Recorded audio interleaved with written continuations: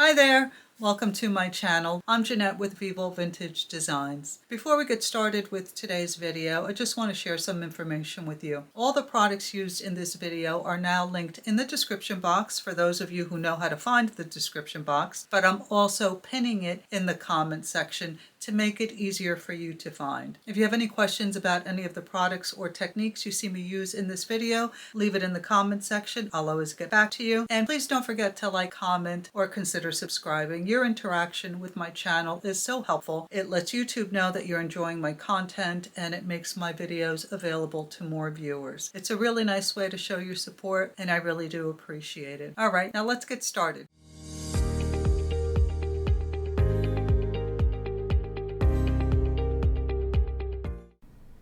Okay, so you want to know what we're going to make today? This is it. We're going to make this little dish. I made this one before because I have it on my desk and that's where I leave my reading glasses. And I have reading glasses in every single room except the room that I'm in at that moment. So I'm always searching for them. But I have found that if I have a specific place for them, I do remember to take them off and put them in that little dish. So I want to make one for my studio because I can't do anything without my reading glasses.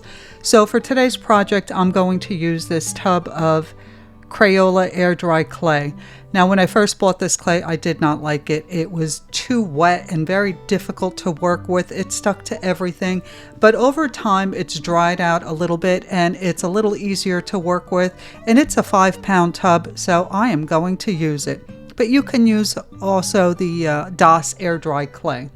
And now you can see I have a couple of tools here. I have some water, I have a blade, a popsicle stick, and this, I don't know what it's called, but I use it to smooth the clay.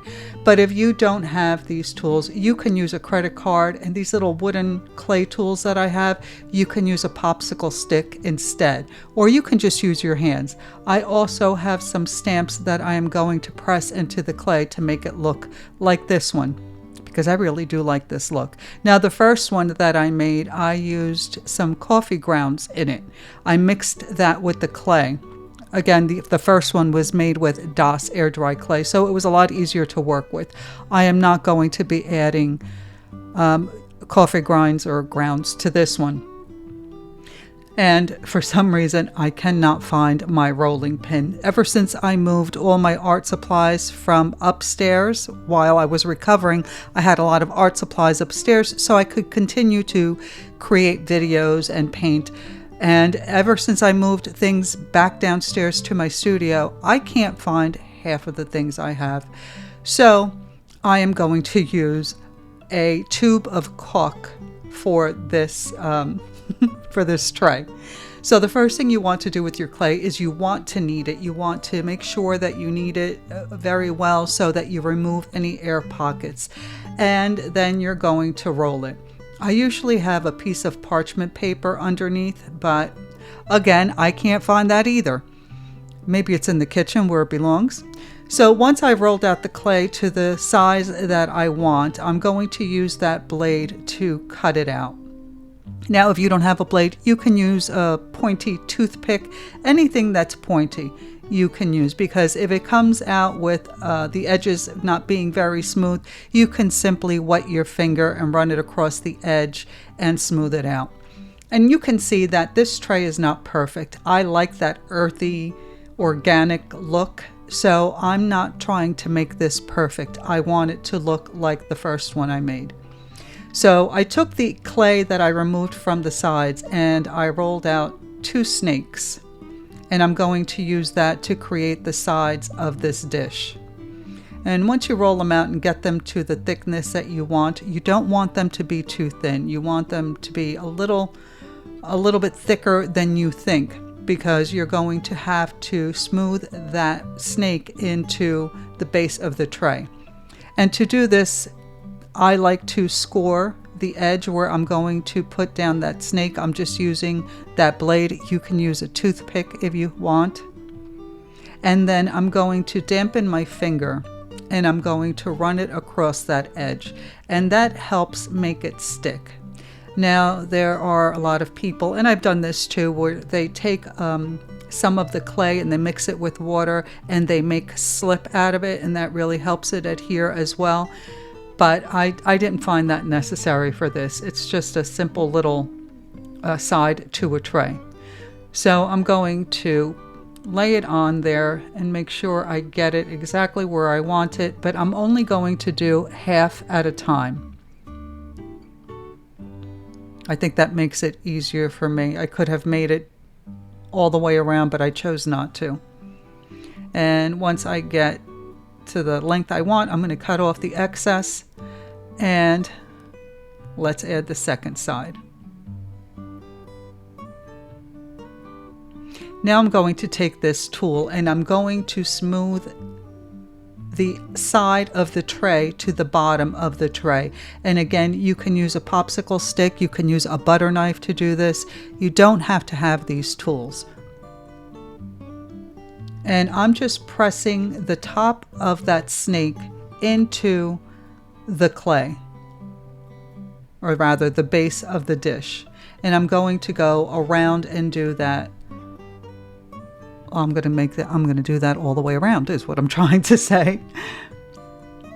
And then I try to get a close-up of doing the outside. It's a little bit blurry, but I really want you to get the idea of what I'm doing here.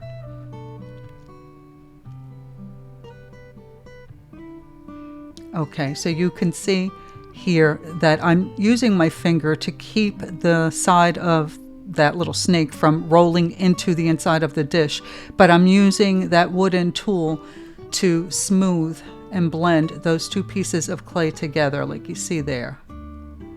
Okay, once that's done, you can see it's a little messy, so I am going to try and smooth it out as best I can. So I'm putting a little bit of water onto the clay and using the bottom of that tool to smooth it. You can use your fingers as well. Try not to use too much water because that makes the clay very sticky. So just take your time and play with it and try and get it as smooth as you can. And this is going to be a two-part video because I have to let this dry for a couple of days. And I check on it often because as it dries, it starts to shrink, so it can kind of warp a little bit.